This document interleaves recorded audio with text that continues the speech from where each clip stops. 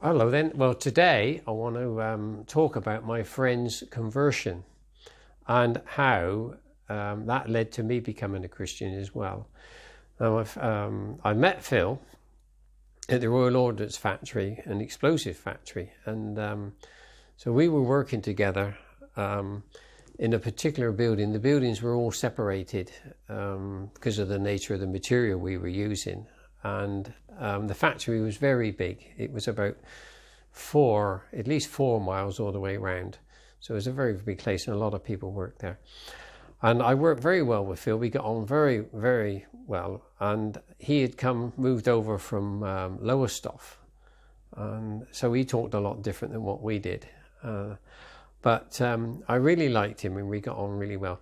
But after working with him perhaps for about a year, something like that, there was a chance for me to move to another section of the factory, which was right over the other side. But we were still on the same shift, so we still see each other. Now, the chap who took over my job in this particular place where I was working happened to be a Christian. And he was always telling Phil about the love of God and sharing the gospel with him. And that went on for about 6 months, I expect. Eventually, Phil actually gave his heart to the Lord while he was actually in the explosive factory. That's where he actually became a Christian, which was quite a story in itself, really. And the chap, a little while after that, he left. We found out, we made contact with him later on, and when I became a Christian. He just listened to God's voice, and he came to the factory and really shared the love of God with Phil, and that was the end result.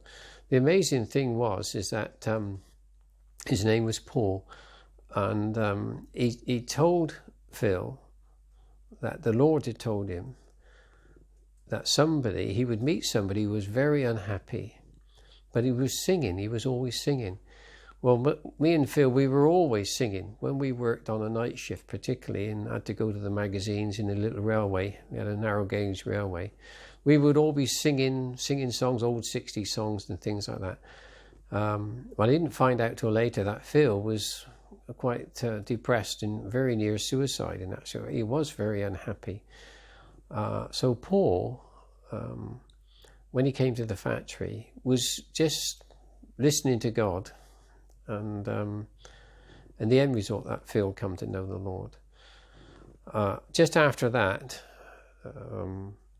there was a Billy Graham rally up at Bristol, and my wife Sandra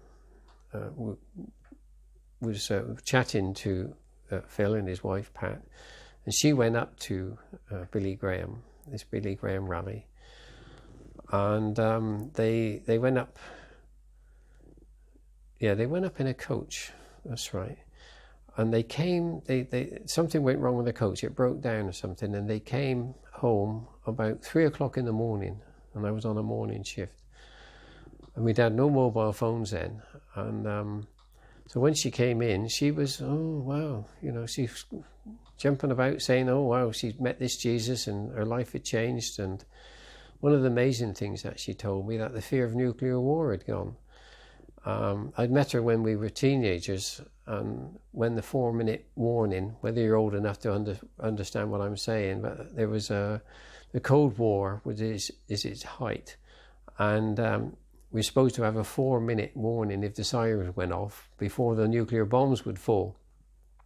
And Sandra was always really worried about things like that, and whether we should get married, whether we should have children and things like that. Well, to me, it didn't bother me at all.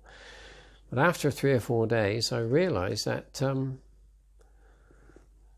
it was real. She was changed. She was really changed. God had taken away that fear of nuclear war. And so that's how my friend Phil became to know the Lord, and my wife as well. So on the next short video, I'll explain what that resulted in for me.